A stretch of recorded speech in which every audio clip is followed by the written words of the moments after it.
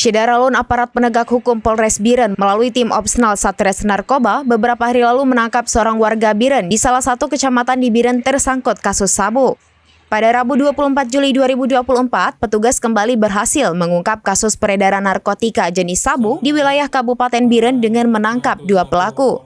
Dua pelaku yang diamankan berinisial JA 44 tahun dan AS 44 tahun.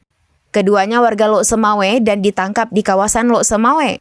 Selain menangkap dua tersangka, juga berhasil mengamankan barang bukti 248,39 gram sabu dan barang bukti lainnya.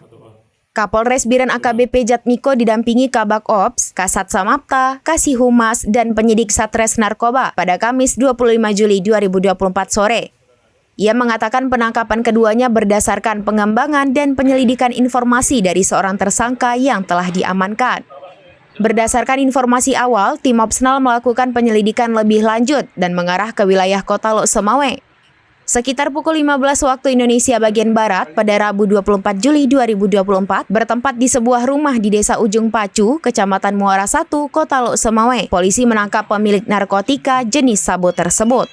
Saat penangkapan dilakukan penggeledahan dan penyitaan terhadap 3 paket yang berisi kristal bening yang diduga narkotika jenis sabu. Setelah mengamankan seorang tersangka, tim kembali melakukan pengembangan dan berhasil menangkap seorang tersangka lainnya di salah satu desa di Lok Semawe.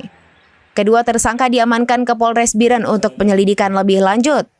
Pelaku dijerat dengan pasal 114 ayat 2, subsidiar pasal 112 ayat 2, Undang-Undang Nomor 35 Tahun 2009 tentang narkotika, ancaman hukum mati seumur hidup atau dipenjara 20 tahun dan serendah-rendahnya 6 tahun penjara.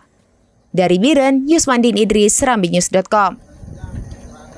Download Tribun X sekarang, menghadirkan lokal menjadi Indonesia.